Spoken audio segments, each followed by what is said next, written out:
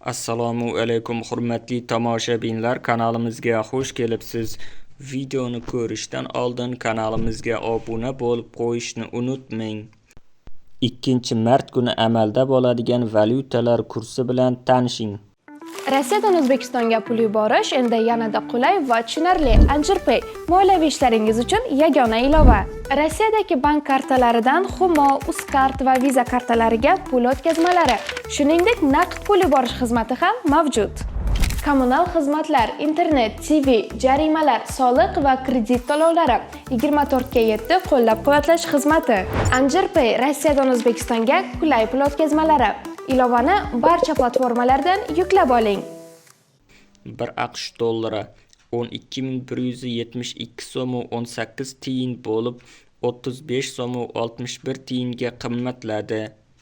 1 yevro kursi 14.357 so'm 9 tiyin bo'lib 38 so'm 36 tiyinga qimmatladi. 1 Rossiya rubli 157 so'm 45 tiyin bo'lib 25 tiyinga arzonladi. 1 qozoq tengesi 24 so'm 45 tiyin bo'lib 21 tiyinga qimmatladi.